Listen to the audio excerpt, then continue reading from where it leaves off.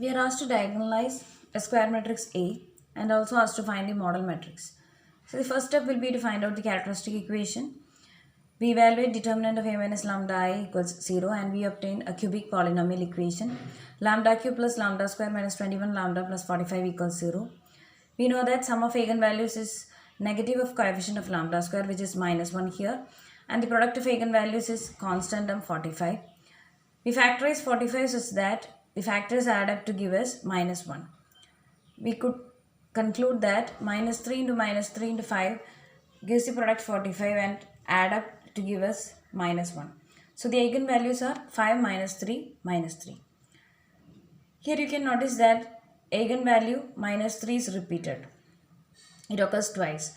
But from this we cannot conclude that the eigenvector shall be linearly dependent. For a 3 by 3 matrix, we have to check whether corresponding to the eigenvalue lambda equals minus 3, linearly independent eigenvector exists.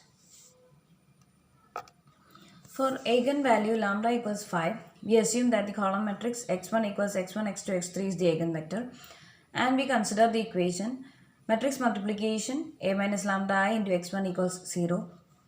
We substitute lambda equals 5 in the equation and we obtain x1, x2, x3 using the usual shortcut method. We obtain the values of x1 as 1, x2 as 2 and x3 as minus 1. For the eigenvector x1 equals 1, 2, minus 1, if we multiply all the entries using minus 1, we may also rewrite x1 as minus 1, minus 2, 1. Now we try to evaluate the eigenvector for eigenvalue lambda equals minus 3. We evaluate matrix multiplication A minus lambda I into x2 equals 0, substituting lambda equals minus 3.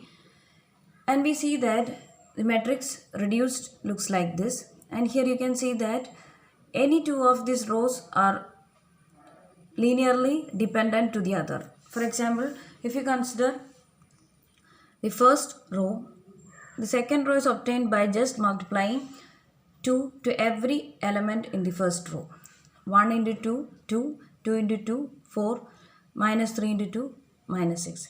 Similarly, the third row is also available from the first row by just multiplying the first row by minus 1.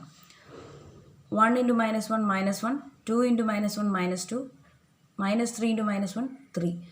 So, the two rows are redundant here. So, only one row is linearly independent, the other two are dependent. So, we frame an equation by multiplying the linearly independent row we selected with the column matrix and we get the equation x1 plus 2x2 minus 3x3 equals 0. You are free to select any of the three rows. It's not compulsory that the first row itself should be selected. Now we have two variables which are free.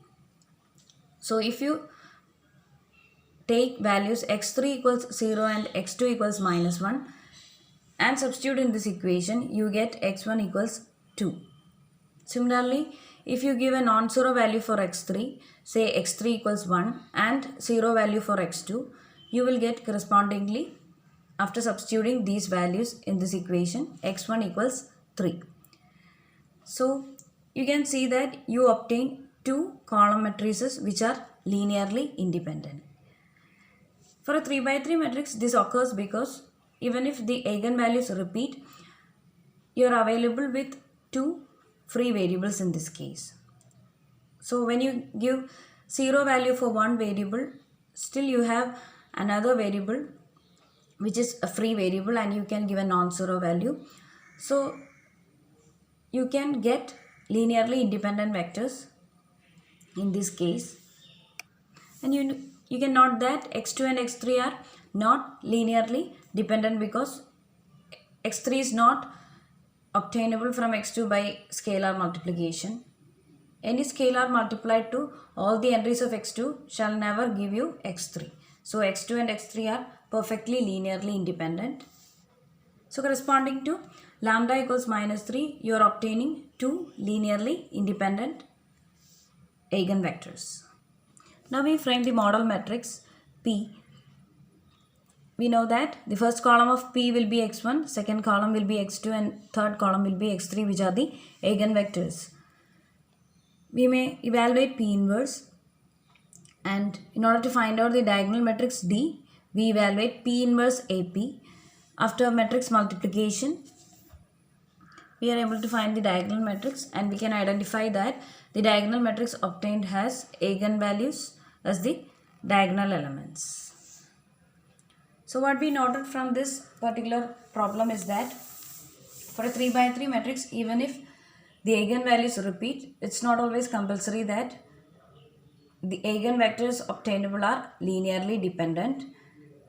Corresponding to a eigenvalue which repeats, there can exist linearly independent eigenvectors because of the existence of two free variables.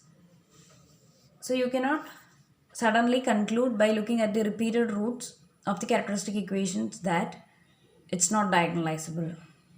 If eigenvectors are obtained which are linearly independent, then the matrix is diagonalizable.